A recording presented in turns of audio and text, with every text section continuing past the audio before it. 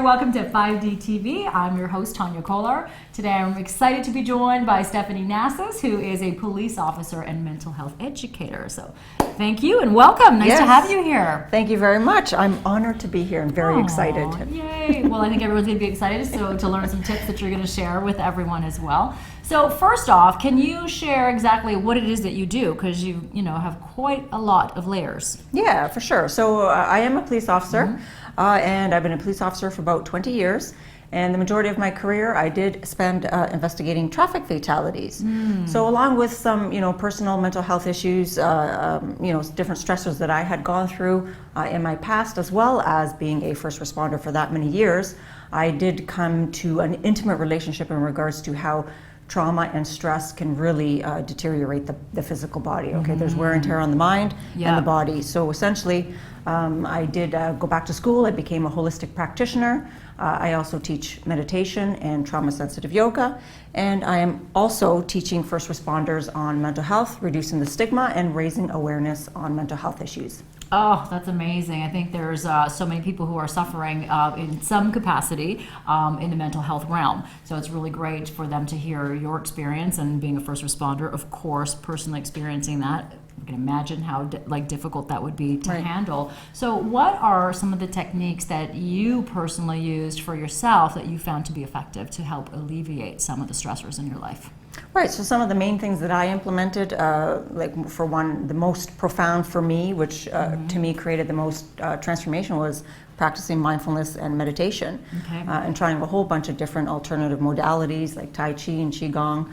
I found those very powerful. And of course, regular therapy in regards to going to see a health practitioner. That was very powerful, but I also believe that too, shifting your mindset in regards to how you perceive life, and having a more intuitive approach in regards to creating purpose and meaning, and kind of find that aspect also helps with dealing with mental health issues and managing stress. Fantastic. So would you say that we can choose to go one route or the other when it comes to the stressors and changing our mindset? Yeah, for sure. And I think stress comes from many different avenues, right? Being it you need balance in the workplace as well as your home life, right? So some people go to a toxic work environment where they don't feel comfortable or they don't like their job, but they're also going home to a real stressful situation at home, right? I don't know how many times I've heard people say, they're in toxic relationships at home, but they're like, well, I'm there for my kids, right? There's family obligations, so that creates a whole different league of stressors, and talk about that piling up and doing that for many years, and that's essentially a lot of people are going through a whole bunch of stressors coming from different angles. Well, I think that's where we can find ourselves in a situation where we have that that big blow up or a meltdown, so to speak, because we suppress the emotions, we ignore it, we don't take action, continue to stay in a toxic environment, whether it be again in that work environment or home environment. So important to get help and to be able to help ourselves. So what is something that we can do that can help us identify that we are experiencing stress, and what are some of the steps that we can take from there? Right, so first of all, we have to also acknowledge that there's acute stress as well as chronic stress. And research shows that chronic stress is far more detrimental to our overall health and well-being, and that is literally, I call it death by 1,000 paper cuts, or 1,000 mosquito bites, that sort of thing, right? That ongoing stress over the course of time, right? Exactly, right? So even from a medical journal, they say that 60 to 80% of all visits to your medical doctor has a huge underlying stress component attached to whatever ailment potentially somebody may be going through. So I think in regards to coping, each day that we come home from work, we need to de-stress. So essentially, if we're triggering the stress response, and as per Dr. Lisa Rankin, she says the average person, based on her research that she did in her book, Mind Over Medicine, she says the average person potentially triggers the stress response 50 times a day. Wow. So we think about that, right? Cortisol, adrenaline, and that hormonal concoction, seeping through our blood all day, and we need to find a way to go home and de-stress and put ourselves into the parasympathetic, being it having try to create healthy relationships at home. going out for walks or taking baths. There's, a whole bunch of other things in regards to shifting. A book, a magazine. Yeah, absolutely. Absolutely. Yeah. And one contributing factor as well is, the phone. People are addicted to social media, right? So there's, a little bit of underlying stress in regards to that as well. Well, I think also, when it comes to social media, it's the response, right? If we don't get the response or as many likes as we thought we should have, it's like, oh my gosh, that creates another level of stress, right? Right, for sure. Yeah. So stress is in varying degrees across the board, and the way that people handle stress is very different as well. Right, for sure. So what are some of the ways you've seen people cope with stress that have been effective? So some things that I have seen and what I also teach, mainly to first responders as well, and it would apply to anybody really. Okay. I love something called a Shinrin Yoku, and that's a Japanese art of tree bathing. There's actual research in regards to being out in nature and around trees that boosts your immune system and reduces stress. So for me, nature is very powerful. We are from nature, and we've been like that for thousands of years. All of a sudden, the last 100 years, the industrialization of everything, we've really become disconnected to nature. Huge amounts of research in regards to being around the ocean. How powerful is that, right? And we all know the most expensive properties in the world are ocean fronts, right? Or lakefronts, right? High demand, right? It's very soothing. It's very calming. Yeah. So, and I'm also big on, knowledge and trying to educate ourselves in regards to how to shift our mindset to be a little bit more positive versus negative, right? Because optimistic people, it's shown that they live 10 times longer than pessimistic people, right? So it's also our interpretation of the type of stressors that we're going through, right? Our belief system, our upbringing, as well as our family values. Well, it really affects the quality of life, doesn't it? Absolutely, absolutely. So how can we shift our mindset if we are stuck right now in that negativity and we're looking at more of the downside versus the upside? Right. So again, meditation is very powerful. Finding hobbies that really resonates with you, or taking actions. Again, creating healthier relationships, right? Being around people that you love to be with. For me, finding purpose and meaning, right? There's always that connection and contribution, which is, feeling that you have worthiness here on planet Earth, right? Yeah, So, finding that value and contribution to others, and that, allows us to feel significant. I think that's a basic human need for everybody. Absolutely. To have that significance, and certainly, that's something that can be fostered throughout changing the mindset. Absolutely. So you spoke about meditation and how that's been effective for you, Right. and also mindfulness. Can we talk about what the difference is? Because I think some people get very intimidated by the word meditation and think, oh my gosh, there's so much going on in this brain, I can't slow it down. So can we talk about the difference there? Yeah, for sure. A lot of people think, they're going to have to shave their head and get some burlap outfit and, sit cross-legged and they'll levitate. Join a monastery. Yeah, exactly. It's not like that at all. It's actually, it's trying to quiet the mind to some degree. And of course, it's probably almost impossible to have no thoughts, but meditation is to slow down those thoughts. And there's thousands of different types of meditation, but mindfulness is being in the moment, right? It's becoming one with our senses, seeing, hearing, feeling, touching, all that sort of thing, and being more mindful, living day to day, moment to moment, which alleviates the tension of, feeling anxiety about the future, as well as, feeling depressed about the past. Right, yeah, I love that, being right there in that present moment, and that's the reality, that's what's happening, right? So interesting, because I think for those who are maybe not 100% on the meditation, practicing mindfulness would be really ideal, because again, engaging all of the senses, and if there's thoughts there, there's thoughts there, right? So you just let it be what it is. I think that we all need to sort of practice that a little bit more, for sure. and just in daily life and in daily interaction with people, being present, being in the moment, for sure. As opposed to having a conversation and then you're on the phone and you keep going back and forth, and that's giving a very negative connotation to the person that you're sitting with. It's almost like you're devaluing them. Right? Absolutely. I also believe too, another key component is reaching a sense of satisfaction wherever you are. Because I think a lot of people have this, huge stress about, I need more, I need a bigger house, a better car, a better this, a better job. There's so much pressure in regards to that, when technically North America, we're of the most privileged in the world. I believe we have so much more than our actual means, and a lot of us have that pressure that we need more, but in reality, we already have so much, and we already do live very rich, abundant lives. Yeah, absolutely. I think that's really important. And also, it's important to recognize our successes, because if we don't recognize and acknowledge those successes, that's when we say, well, we'll never be able to be satisfied, because it's never enough. No matter what you do, you always feel it's not good enough, and you're always striving for something that's almost unobtainable, essentially, right? So let's also talk about how, stress in the workplace. I mean, obviously you worked with training first responders as well to not have to go through some of the stressors that you went through dealing with that. And everybody, of course, has their own level of stress. So what Stephanie has gone through, you can relate in your area of stress. But what are some of the techniques that you can use that would help in a group? Let's say, or did you find that it was helpful in a group? Because people at home, can they help other family members going through stress? Well, first of all, I wanted to also point out too, is that sometimes a lot of people, it doesn't matter what company people work for, but it's easy to start saying, well, the company does this and the company's, lacking in this, and, they start to criticize all the wrongdoings of their workplace or employer. But how much can we change of what we're actually, talking about or pointing out that are faulty? In all reality, the only control that we do have is finding that change from within and being able to learn and cope and deal with stressors on a different level, as opposed to, getting in that rut. We're just in that blame game. So essentially kind of, expanding that way.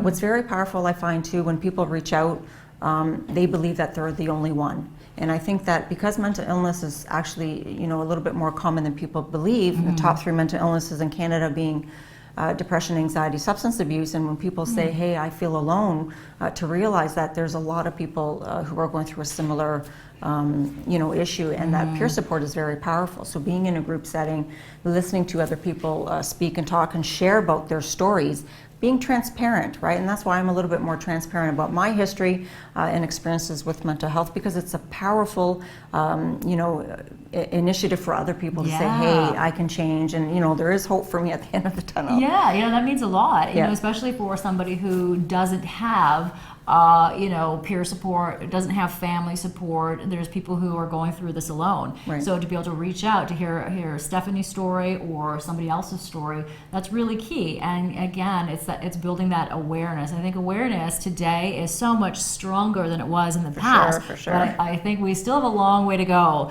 in educating mental health. So let's also talk about people maybe who are just going through anxiety. How do you know if it's just the occasional bout of anxiety that comes up every so often, or whether you have something that really needs to be addressed in the mental health realm? Great question, for sure. So, and if anyone's interested, they can also look at the Canadian Mental Health Commission of Canada. There's tons of resources in regards to that. But there is a mental health commission, a mental health continuum, and it's color coded. So generally, keep in mind, some people gravitate towards more negative feelings, where they say that if you're not feeling so good and you feel that something shifted, usually within 72 hours or 3 days, we kind of question, hey, why am I in this bad mood, or why am I feeling this? Why am I having these thoughts? And generally, anything in excess, anything more than 2 weeks, that we do go and seek professional help from a practitioner who is qualified to diagnose somebody with a mental illness. Well, thank you for sharing that, because I think that's a really interesting way to identify that. And most people you can easily know whether they're in that 2-week period or not. But also, I'm thinking, as you were saying that to me that seems like a really long time, 2 weeks, right? But then again, if you're experiencing that for 4 weeks, then 2 weeks is not a long time. So it's all relative, right? And also the levels of stress. Right? Would you say that it's more common to experience stress, like a minimal stress, for a 2 or longer week period of time? Like, is there a level of variables that we should look at too? Well, for sure. I mean, anything. It's sometimes stress happens after a traumatic incident, or let's say a death in the family or something, right? And there's a certain amount of resilience where someone should be able to bounce back after a certain time of mourning. But again, it's that consumption of feelings of sadness or despair. It's also the physical changes, gaining gaining weight or losing weight, or suicidal ideation, right? That's on, you know, the extreme side where, you know, potentially people are thinking, well, you know, I just kind of want to end my life, but usually that also stems from they just want that emotional pain to stop. Yeah. Right? It's So the only out that they can foresee for themselves. Yeah. but just keep in mind too, the one main thing is always about, we can go see a professional at any time, right? We don't have to have, you know, high levels of stress. We can always go talk therapy, very powerful, you know, so anyone can do it at any time. Awesome. Okay, talk therapy. What about some other modalities of therapy? I know that you know, equine therapy is an option for some people as well, and everybody, of course, is going to have something that they gravitate towards. Yeah. So there's something, you know, being if someone's actually diagnosed with PTSD or whatever, you know, mental health concern that they have, something called EMDR, eye movement, desensitizing, reprogramming. Yeah, there we go. All right, yes, we got it. I actually am trying it right now, and I'm really liking the benefits. Awesome. I find it very profound, right? For being whatever childhood trauma or something that's more recurring, right?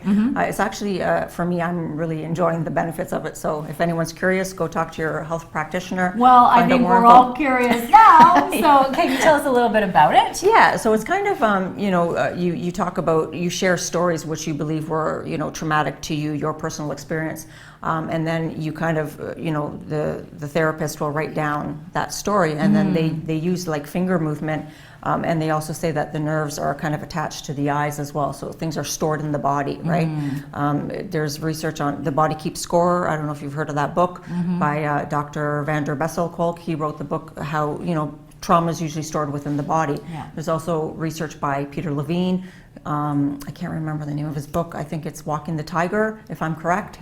Also, other, you know, research-based, you know, information in regards to how we do store trauma within the body, and the body never forgets, right? So sometimes, well, this didn't really bother me, this particular thing, but years later, you know, potentially someone's dreaming about stuff, and things are starting to come up and surface.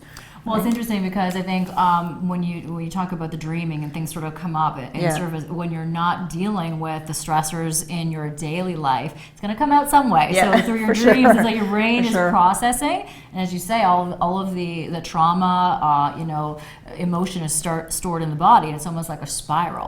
Right. So it's like you've got to release that, and often I would find as well that something would trigger you, right? So you're not reacting in this moment, you're reacting to something else, so then that reaction is much bigger than it should be. Yeah, for sure. Welcome back to the studio here at 5D TV. I hope you are enjoying our special video presentation. While we still have a ways to go in the video, I wanted to stop for a moment and take you on a tour of the website 5D.tv. When you're on the website and you scroll down the main page, you will see categories like documentaries, alternative medicine, series, inspiration.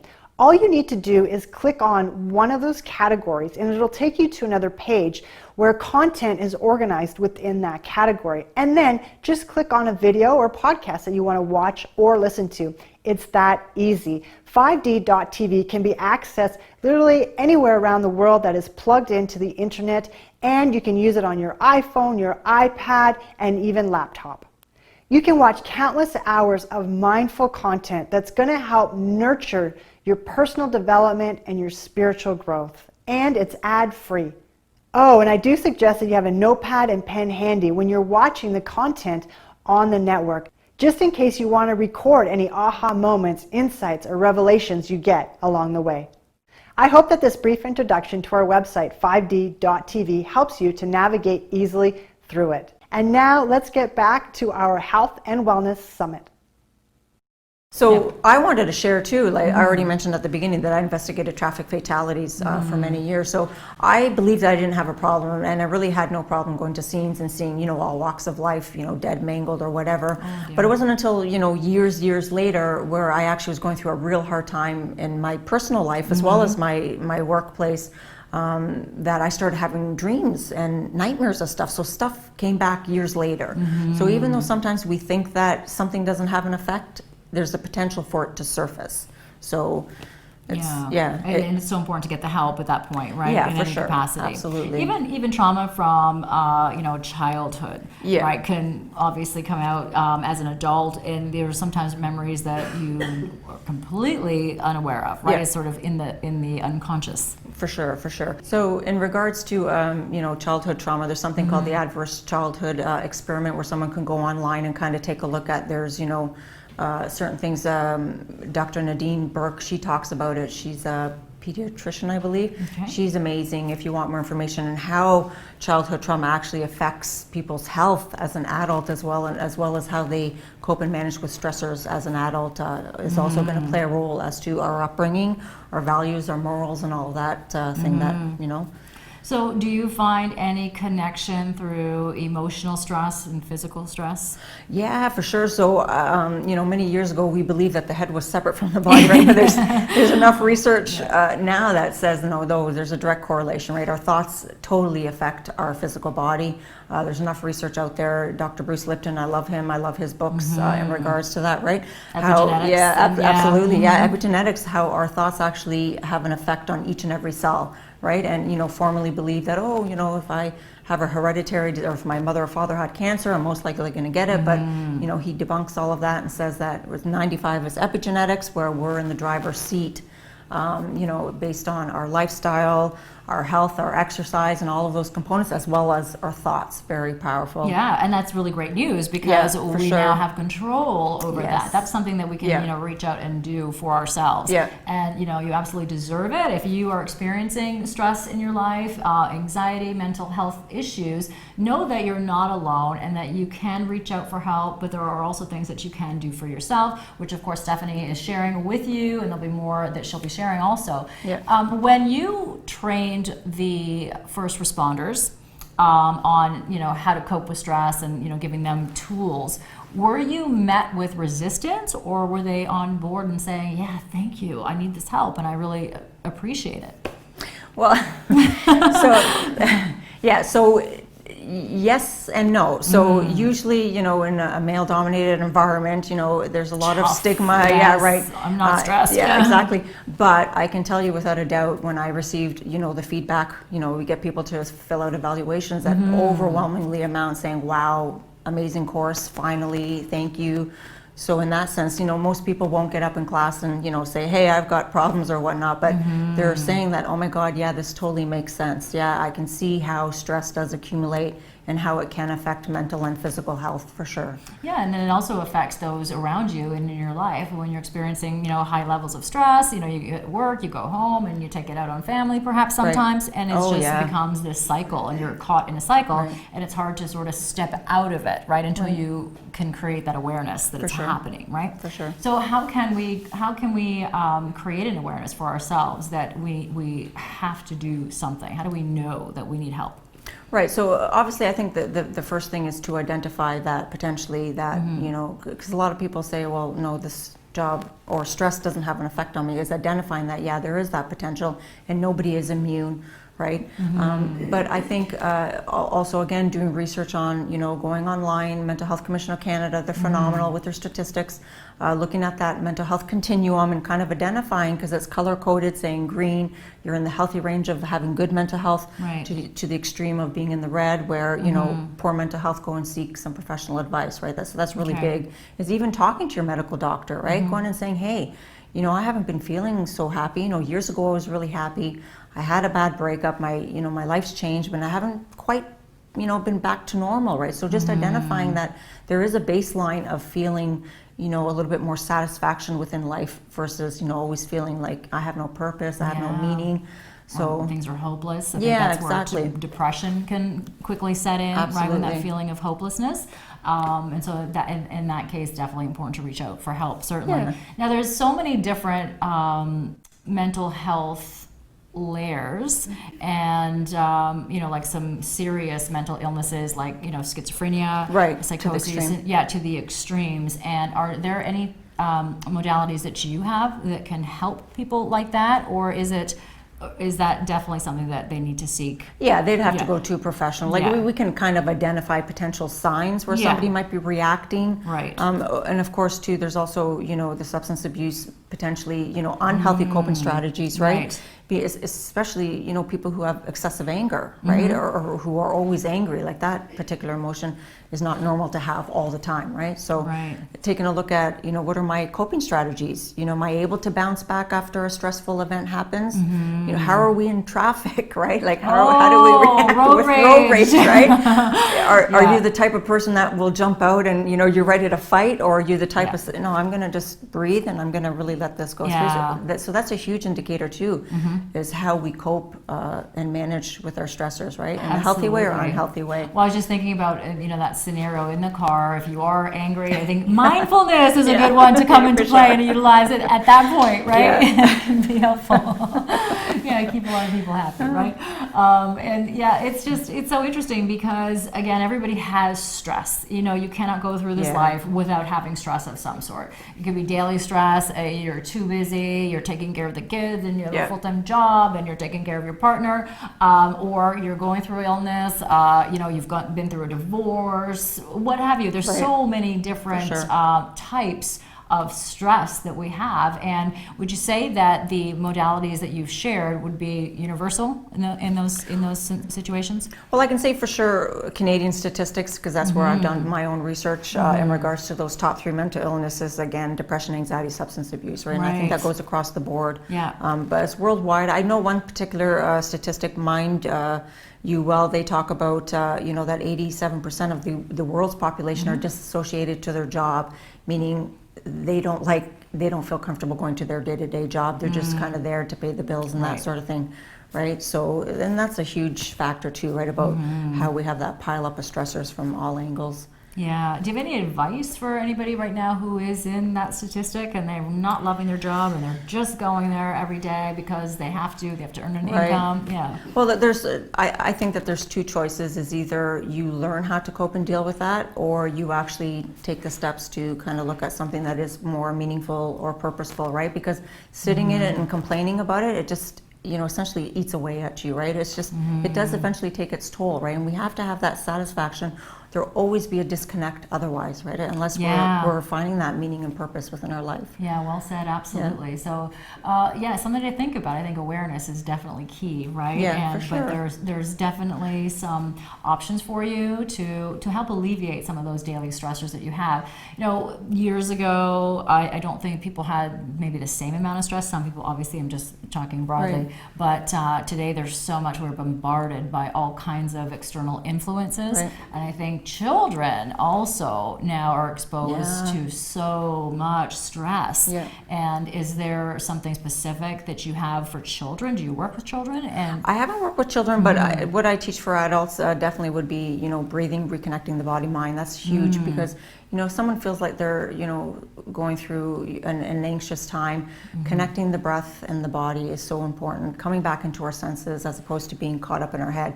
Like, have you ever experienced, you know, staying up all night thinking about how you're going to plan out your next day, right? What's the benefit of that, right? So we have to learn how to quiet our mind to a certain degree Yeah. to allow ourselves to have, essentially, for me, when I started practicing mindfulness and meditation, answers just naturally came to me, right? It wasn't a struggle to kind of figure out life. It just started, you know, happening, Unfolding. yeah, Yeah. organically, right? Yeah. And it was effortless, right? So, very good. I think Yeah. when you're on that right path of what works for you, you'll feel it. Right? Yeah. You can feel that energy in the body. It Yeah, just for kind of sure. clicks and it feels right. And vice versa, you know that when you're not on that right path or things are not working, Yeah. right? You're feeling that in the body, in the energy. Sure. Yeah. And also fear. I think fear can be a big stressor for a lot of people. It's fear of the unknown. It's fear of doing something. It's fear of taking action. Maybe Yeah. it's fear of, again, leaving that job that you're not loving. It's the potential what ifs Yeah. can really bring out a lot of stress. Now, stress can be very good, right? It can Yeah. propel us into action, but in that fight or flight sort of moment, I think that's ideal, right? Because if it's a dangerous situation, you're going to be able to, you know, handle that and get yourself out of it. But I think we create a lot of stress through the mind, and that it turns into that fight or flight, and we're Yeah, for sure, always on for sure. high alert and not being able to Absolutely. relax the body. yeah, so it's like they call it the hypervigilant roller coaster too. But I think, you know, constantly triggering that stress response, it decreases focus, decreases memory. So a whole bunch of things happen, right? So when we do quiet that mind increase focus, increase, memory. So that's where, things tend to fall into place a little bit more, easier, as opposed to constantly being, frazzled and worried about things, coming into place. Well, it's right? interesting. It makes sense, though, also that you just mentioned memory, right? Yeah. You can't focus sometimes, so you can't remember everything. How many times have we all done that? You leave and you're like, what was I in here for? The fridge is open, you're looking for something, and you're staring right at it, but you can't see it, right? Right, for sure. I've done that with my keys. I'm looking everywhere, but meanwhile they're in your coat pocket, but you've scoped everywhere. Oh, I've done this too. I know you have too at home, where you're talking on the phone and you're looking for your phone. But I'm talking on it. I've done that, I swear. Like, where is that phone? Or, people who wear the sunglasses up here and they're looking everywhere. Guilty. I'm also guilty of that one too. Yeah. It's normal. Dear. Yeah. See, this is why laughter is so good to alleviate some stress too, for right? Sure. So you had mentioned talk therapy. Tell us what talk therapy is and how we can do it. Yeah, okay. So obviously, finding for sure professional help if that's what someone's looking for, psychiatrist, psychotherapist, psychologist, all of those. There's different, Social worker. Yeah, absolutely. Yeah, they're all amazing. But there's also, so to me, this is really important, right? So a lot of us have a negative family upbringing, or if we have negative people around us, that really takes its toll. We need to find a circle of positive people around us who are going to support us and want to listen to us without judging us, and allowing us to be transparent and allowing us to be who we are, and sharing and having someone who is it's equal, right? You talk about your stuff and they talk about their stuff, so it's like an equal exchange in regards to venting and Yeah, that makes sense, because often I think you'll know if you're in an environment where somebody's drawing the energy out of you. You can feel that, and it's not a good feeling to have, right? So I think that balance is so important. Now, of course, for some people, it's going to be really difficult to limit time or to not spend time with people if they're so close in your environment. But the key is to limit time. Yes. Right, and know that okay, maybe I'm not going to spend 8 hours here. Maybe it's just going to be 1 hour. Right. So, and some people are essentially, stuck in a certain relationship. Like, again, like I've heard this, I'm here for the kids, right? And if that's the case, then go find a network where you are venting, and finding a good supportive environment. Even if you're going once a week to feel that, you have something to look forward to, that would be one coping strategy. As well as that talk therapy with a professional. Absolutely. Yeah. Okay, so we mentioned talk therapy. What about journaling? Do you do any journaling and talk about that? I haven't done it for a while, but when I was going through my own healing journey, journaling for journey, I did quite a bit, many years ago, and it was very powerful for me, especially, because I would say in my teens, I also had a negative self-image, so there was always that negative self-talk. So that's another important thing. We have about 300 to 1,000 words per minute or thoughts in our head. So think about, are they positive, or are they supportive, or are they negative and saying that we're not good enough or whatever. So that's another thing that we need to change, our self-talk in regards to how we feel, as well as writing more positive stuff, shifting those beliefs from negative to trying to be a little bit more positive or optimistic. Yeah, absolutely. I think that, when it comes to journaling, there's something to be said about writing out the words on paper, right? It's almost like you're taking them out of here, you're putting them here, and they no longer are so powerful. Right. They're not as threatening, right? I also find journaling very helpful. Even just daily gratitude. I love to practice daily gratitude, so I write out gratitude, because I think gratitude and negativity can't coexist. Yes. So if you're focused on gratitude, whether it's just a minute or two, you can't have that negative thought while you're focusing on that. Right. So I found it to be personally helpful. Yeah. Well, there's actual research too. They did studies on people who actually wrote out their goals were more likely to achieve those goals. So it is very powerful, without a doubt. Yeah. And that might be something, to consider if you, let's say, want to change a job that you're not satisfied with, or a relationship that you're not satisfied with, and maybe write it out. Yeah. Write out, make a plan, and see what happens. Right. Yeah. And again, practicing mindfulness and meditation is kind of helping you to find, if you're not sure about, hey, well, what is my dream job, or what do I really want to do, or how can I serve people? When you practice that mindfulness, I think things start to just appear, and whatever you're good at potentially will be magnified, and you'll find, hopefully find that dream job that you've always been seeking. Yeah, I love that. It's such great advice. So can you tell everyone how to find you? Yeah, for sure. So I'm available for speaking. Also, just speaking in regards to my own personal journey with mental health. But Stephanie Nassis, I have my website, www.stephanienassis.com, as well as I'm on Facebook, Twitter, and Instagram. That's amazing. This has been so great. And I love that you shared, your own personal experience, because I can't even imagine the horrific images Right. that would be, going through your mind and what have you, given your career. And people at home, again, have varying levels of stress that they're dealing with. So thank you for being real and authentic and having the courage to share it with us, your experience. Yeah. And it's been a pleasure having you here. Thank you very much. So Thank you. much. Well, that was so much fun. Thank you for watching this video interview. If you would love to watch a few more video interviews like this, have a look at our website at www.5d.tv and subscribe to one of our memberships. By helping to support 5D TV, you can help us continue to produce meaningful content for you that, by the way, is ad-free. So thank you so much and have an amazing, great day.